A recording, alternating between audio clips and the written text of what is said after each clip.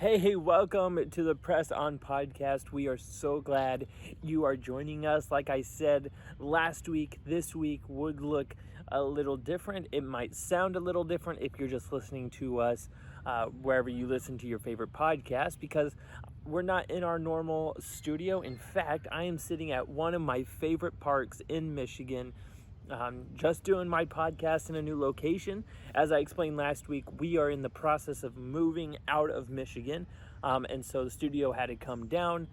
Next week we'll be probably in transit towards Michigan or to our new home, and so out of Michigan. And so next 2 weeks will look different. Probably next week, and the week after will look different. August 4th will be a little different as well. And then hopefully we'll be set up in a new studio. Sorry, there's a bird that just flew by. And we'll be in our new studio or new location. And then hopefully things will look a little bit normal. So thank you for bearing with us. Just because things look different doesn't mean we didn't want to just cancel on you guys. We wanted to keep studying Galatians. We only got 2 more weeks. And so we wanted to press on and finish out Galatians strong. And so thank you for sticking with us. These episodes might be a little shorter. Last week's was shorter as well, but I think people are enjoying the shorter shows sometimes. And so little bite-sized chunks are a little bit easier to digest as well. So that is great. Hey, and I was just thinking today, I was driving around looking for a place to record this podcast, and every little location I thought of, I went to, and it was just full of people, and I was trying to find the perfect place. And as I drove, I was thinking about all the memories I've made over the last 7.5 years here in Michigan. And I would drive by a place, and I would think about that outdoor table area next to that frozen yogurt place, and how my small group met there, and we had a guest speaker come, and he told us about how when he was in prison, he was estranged from his daughter, and how he was working on his relationship. Moments like that I'll never forget. Another place I wanted to record was at another park, and I remember the gazebo that I found a kid who had called me. He had ran away from home. He was frustrated with his parents. And I remember just sitting at that gazebo, letting him vent, letting him talk things out. And I remember him asking me to take him back home on his own will. And those moments are the moments that I will cherish about here in Michigan.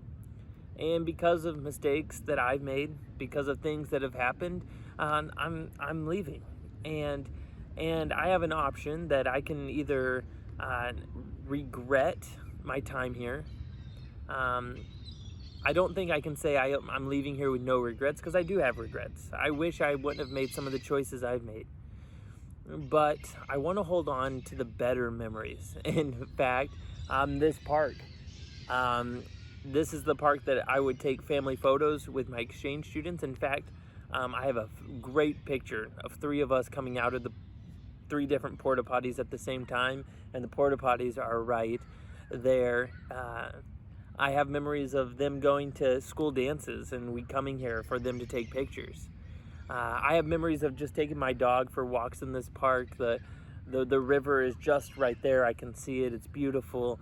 I have great memories in a lot of different locations, and I don't want to think of Michigan with the regrets I have, but I want to think of Michigan with the good memories I've made here. And there's so many good memories. I wouldn't be who I am or where I am in my life, physically, spiritually, emotionally, without my time here in Michigan. And it's cliche, but there's a phrase that people say, and it's don't cry because it's over, but smile because it's happened. And I will definitely smile when I think about Michigan. A lot of people complain. A lot of people don't like the cold weather. A lot of people don't like Detroit for some reason. But anytime I hear about Michigan, I will smile, because part of my heart is here in Michigan. I think it'll always be here in Michigan. I love the weather. I love Detroit sports teams, even if they're not great. And I just love the people here.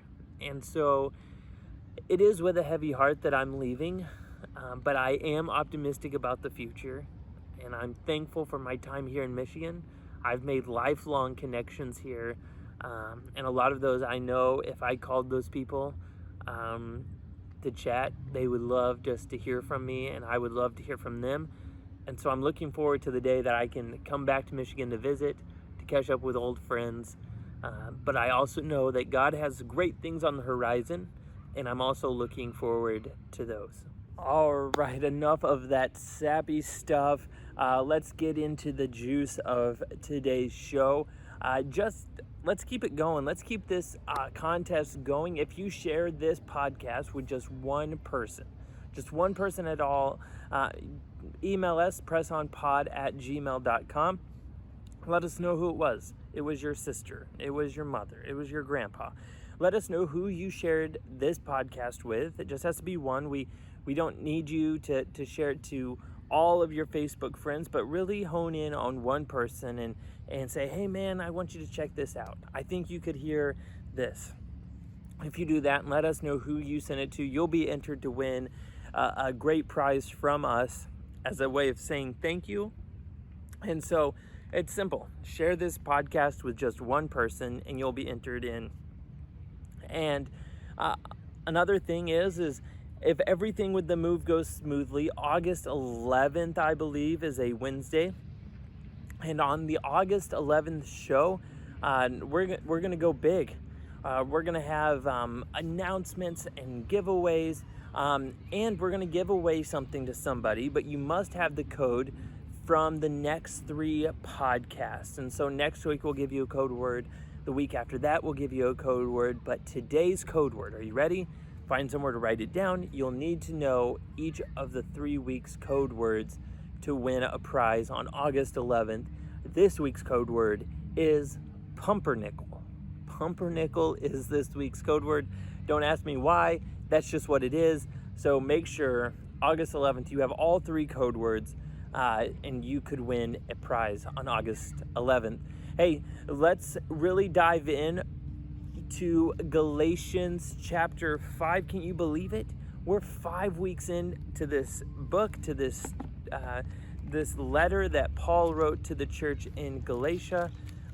It doesn't seem like 5 weeks. It seems like we just jumped in yesterday, but really we only have one more week after this, and we're going to wrap up next week with chapter 6. And there's a lot of great things. I don't know if you got a chance to read this week about chapter 5, but there is so many great things. In fact, this is the chapter that Paul lists the fruits of the Spirit. A lot of us heard those growing up.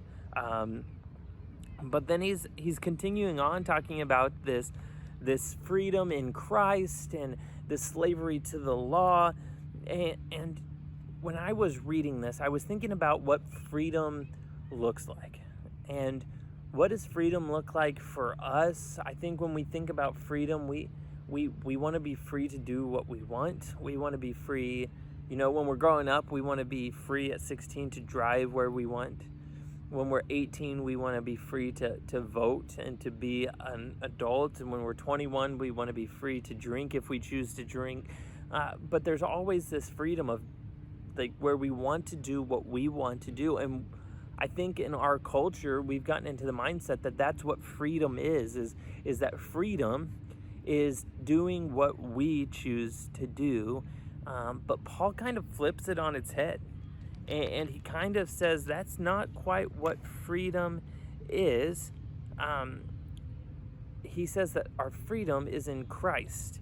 And in fact, in verse 24, he says, those who belong to Christ have crucified the flesh with its passions and desires. And so really, freedom in Christ really looks like killing your own passions, killing your own desires, and following the ways of Jesus. That's really what freedom is. It's not really doing what you want to do. Real freedom is doing what Christ wants you to do. And in the Old Testament, the people following the old law would say that freedom is doing what the law told you to do and making sure you're getting all those rules right.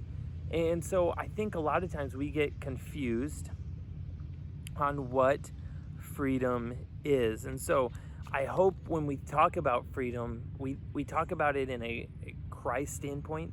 versus an American standpoint versus a worldly, selfish standpoint. But if we call ourselves Christ followers, what we want to do is follow Christ and follow the ways of Christ.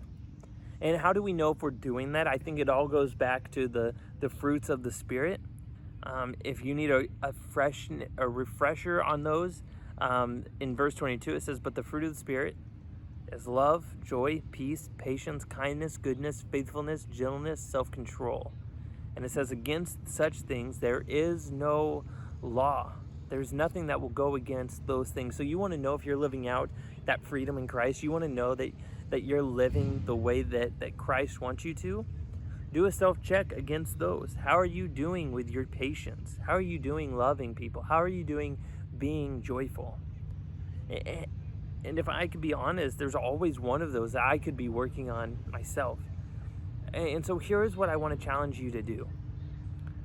Once a day, every morning when you wake up, maybe you write all of these down.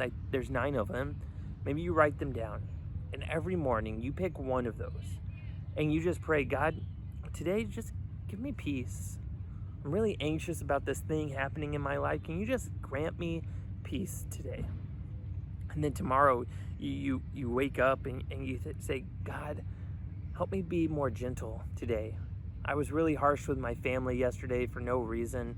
They didn't deserve it. Help me be more gentle." And I think as you pray each one of those specifically, the one that you need to work on, you're going to see it grow more into your life. And I can't guarantee that, but it really wouldn't hurt, would it? And so pray those things. And if you find somebody that could love better, and instead of telling them, "Hey, you need to love better," what if you prayed that over them? Help them love better. Help them just find joy in their life because they just seem so down lately. I think our world would be a better place if these 9 pillars is what we structured our lives around. That's what I want to do. That's what I'm going to try every day, is to structure my life around the fruits of the Spirit, knowing that my freedom doesn't come from what I want to do, but it comes from Christ and the things He wants to see grow in my life, which is love, joy, peace, patience, kindness, goodness, faithfulness, gentleness, and self-control. Hey, I can't wait to join you guys next week. It'll be another, who knows where we'll be next week, but it'll be another podcast for you to chew on, to listen to this week. Read through chapter 6. Join us on our Facebook community group. There's a link in the description below. And if you want to, if you want to help support this podcast, we'd love for you to become a Patreon supporter. The link is also in the show notes below.